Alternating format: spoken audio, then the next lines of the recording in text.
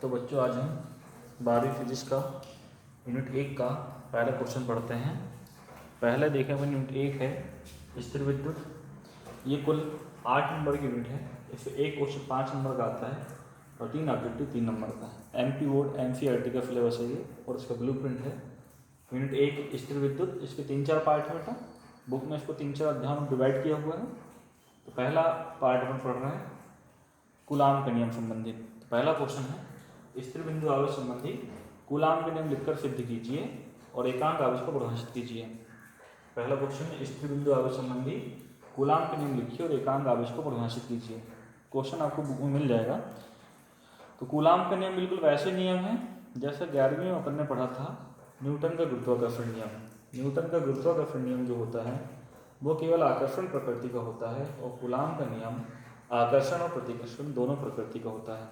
क्योंकि न्यूटन के गुरुत्वाकर्षण नियम में बोलता था कि न्यूटन ने का गुरुत्वाकर्षण नियम था कि ब्रह्मांड में अनेक पिंड है, ब्रह्मांड में अनेक पिंड हैं, किन्हीं भी दो पिंडों के मध्य लगने वाला आकर्षण बल, केवल आकर्षण बल बोलता था, किन्हीं भी दो पिंडों में लगने वाला आकर्षण बल उन पिंडों के परिमाणों के गुणनफल के अनुपाती, उनके बीच की दूरी के वर्ग के व्युत्क्रमानुपाती होता है।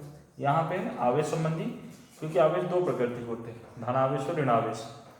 तो जब दो धन आवेश हो रहेंगे प्लस प्लस, तो ये एक दूसरे को प्रतिकर्षित करते हैं, क्योंकि सजातीय आवेश एक दूसरे को प्रतिकर्षित करते हैं और विजातीय आवेश, मान लो माइनस क्यू प्लस क्यू है या प्लस क्यू माइनस क्यू है, ये विजातीय आवेश एक दूसरे को आकर्षित करते हैं। यानी समान, जैसे चुंबक भी होता है, समान ध्रुवों के बीच प्रतिकर्षण होता है और असमान ध्रुवों के बीच आकर्षण होता है, वैसा विद्युत में भी आवेशों के लिए कि समान प्रकृति के आवेशों के बीच क्या होगा प्रतिकर्षण और असमान प्रकृति या विजातीय प्रकृति के आवेशों के बीच का होगा आकर्षण होगा। ठीक है, तो वही है कूलाम का बिंदु आवेश संबंधी कूलाम का नियम कि किन्हीं भी दो स्थिर बिंदु आवेशों के मध्य, किन्हीं भी दो स्थिर बिंदु आवेशों के मध्य लगने वाला आकर्षण या प्रतिकर्षण बल उन बिंदु आवेशों के परिमाणों के गुणनफल के अनुपाती तथा उनके बीच की दूरी के वर्ग के व्युत्क्रमानुपाती होता है। किन्हीं भी दो बिंदु आवेशों में लगने वाला आकर्षण प्रतिकर्षण बल उन बिंदु आवेशों के परिमाणों के गुणनफल के अनुपाती तथा उनके बीच की दूरी के वर्ग के व्युत्क्रमानुपाती होता है। तो चित्र में देखो हम Q1 और Q2 परिमाण के दो आवेश एक दूसरे से आधी दूरी पर रखें। चित्र में Q1 और Q2 परिमाण के दो आवेश एक दूसरे से आधी दूरी पर रखें। यदि इनके बीच लगने वाला कूलाम बल F हो तो कूलाम के नियम से लिखेंगे अपन F अनुपाती Q1 × Q2 समीकरण नंबर 1। दूसरा लिखेंगे F व्युत्क्रमानुपाती 1/r² समीकरण नंबर 2। पहला व्यंजक क्या होगा, पहला समीकरण Q1 × Q2 F अनुपाती Q1 × Q2 समीकरण नंबर 1 और दूसरा होगा F व्युत्क्रमानुपाती 1/r² समीकरण नंबर 2। अब क्या काम करें, दोनों समीकरण मिलाकर लिखेंगे।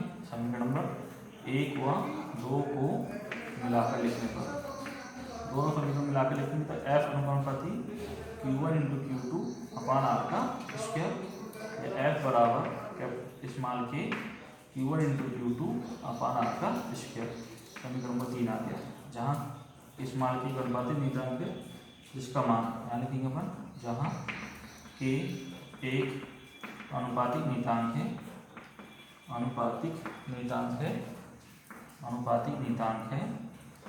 जिसका मान दोनों आवेशों के बीच के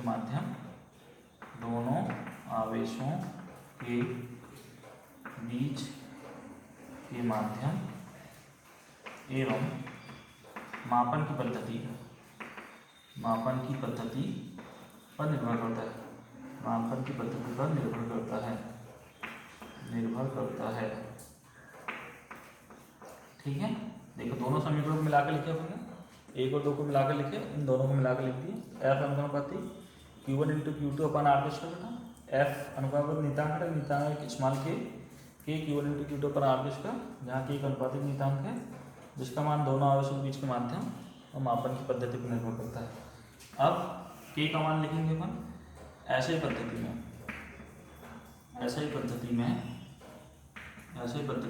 निर्वात या वायु के लिए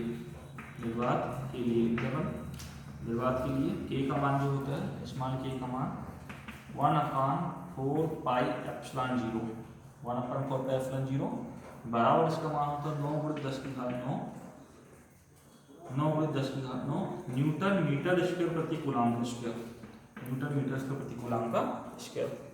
ठीक है, के का मान कितना होता है 1/4 पाई एप्सिलॉन 0। अब जो एप्सिलॉन 0 जो है, एप्सिलॉन 0 होती है वायु की विद्युतनशीलता। क्या होती है? वायु की विद्युतनशीलता। एप्सिलॉन 0 होती है वायु की विद्युतनशीलता, जिसका मान जो होता है एप्सिलॉन 0 का वो होता है 8.854 गुणित 10 की घात -12 कूलाम स्क्वायर प्रति मीटर मीटर स्क्वायर। कितना होता है एप्सिलॉन 0 का मान 8.854 इंटू 10 की पावर -12 कूलाम स्क्वायर प्रति मीटर मीटर का स्क्वायर। ये एप्सिलॉन 0 का मान है। ठीक है, अब के के मान को अपन समीकरण नंबर 3 में रख देंगे। तो के मान को समीकरण नंबर 3 में जब रखेंगे, इतना पहले क्लियर हुआ आप लोग को? कूलाम का नियम था, किन्हीं भी दो स्थिर बिंदु आवेशों में लगने वाला आकर्षण प्रतिकर्षण बल उन बिंदु आवेशों के परिमाणों के गुणनफल के अनुपाती तथा उनके बीच की दूरी के बल के अनुपाती होता है। चित्र में माना Q1 और Q2 परिमाण के दो आवेश एक दूसरे से दूरी पर रखे हैं। यदि इनके बीच लगने वाला बल कैपिटल F हो, F अनुपाती Q1 × Q2 समीकरण नंबर 1 और F व्युत्क्रमानुपाती 1/r² समीकरण नंबर 2। दोनों समीकरणों मिला के लिखेंगे तो F अनुपाती Q1 × Q2 1/r²। नितांक हटेगा, नितांक बराबर K, तो F बराबर small k Q1 × Q2 1/r²। जहाँ स्मॉल k एक अनुपातिक नितांक है जिसका मान दोनों आवेशों के बीच के माध्यम और मापन की पद्धति पर निर्भर करता है। दोनों आवेशों के बीच के माध्यम मापन की पद्धति पर निर्भर करता है। तो माना यह ऐसे पद्धति में निर्वात वायु के लिए के का मान जो होता है वो होता है 1/4 पाई एप्सिलॉन 0। इसका मान जो होता है 9 × 10 की घात 9 न्यूटन मीटर स्क्वायर प्रति कूलाम के स्क्वायर।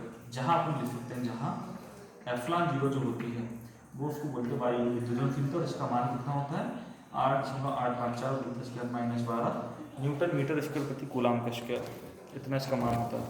आगे अपन देखेंगे अपने को समीकरण नंबर 4 में के का मान जब अपन रखेंगे, कहाँ पर रखेंगे? समीकरण नंबर 4 में। तो समीकरण नंबर 4 से देखो बेटा, समीकरण नंबर 4 से समीकरण 4 में के का मान रखेंगे F बराबर 1/4 पाई एप्सिलॉन 0 के का मान रख दिए अपन, फिर Q1 × Q2 1/r²। यह आपका समीकरण नंबर 5। और यदि आप आगे करना चाहते हैं के का मान और रख दें आप। के का मान क्या रख सकते हैं आप? के का मान रखने के लिए अभी आपने रखे 9 × 10 की घात 9। के का मान आप फिर आगे रख सकते हैं। पुनः देखिए आप, के का मान F बराबर 1/4 पाई एप्सिलॉन 0 का मान किसके बराबर 9 × 10 की घात 9 के बराबर है। तो 9 × 10 की घात 9 Q1 × Q2 1/r²। यह आपका आगे समीकरण नंबर 5 और यह आगे समीकरण नंबर 6। ठीक है बेटा, या अपन इसको समीकरण नंबर 4 दे दें, या आपके आगे समीकरण नंबर 5, समीकरण नंबर 5। अब यदि एकांक आवेश को परिभाषित करना है तो एकांक आवेश को परिभाषित के लिए यहाँ लिखते हैं एकांक आवेश के लिए, एकांक आवेश के लिए, एकांक आवेश के लिए अपन क्या काम करेंगे? यदि Q1 बराबर Q2 बराबर Q, R बराबर 1 मीटर और F बराबर 9 × 10 की घात 9 न्यूटन, तो समीकरण नंबर 5 से आएंगे। समीकरण 5 में मान रखेंगे, समीकरण नंबर 5 से, समीकरण 5 से जब अपन जाएंगे तो यहाँ मान रखते हैं अपन। मान रखने पर क्या होगा? समीकरण 5 में देखा F का मान रख देंगे 9 × 10 की घात 9 बराबर 9 × 10 की घात 9 Q1 का मान Q, Q2 का मान Q बटे R का मान 1 का स्क्वायर। 9 × 10 की घात 9 से 9 × 10 की घात 9 कैंसिल आएगा, आपको आएगा Q² बराबर 1, एक Q बराबर ±1।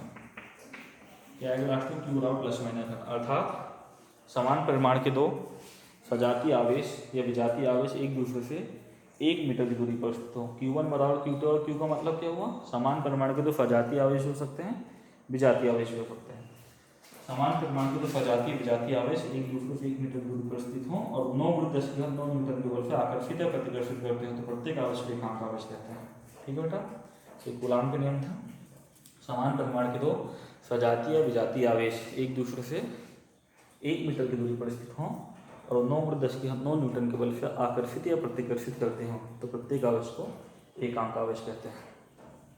एकांक आवेश की डेफिनेशन हो गई। तो क्वेश्चन आता है कूलाम का नियम लिखिए और एकांक आवेश को परिभाषित कीजिए। कूलाम का नियम लिखिए और एकांक आवेश को परिभाषित कीजिए। कूलाम का नियम लिख देंगे, व्यंजक कर देंगे और एकांक आवेश की डेफिनेशन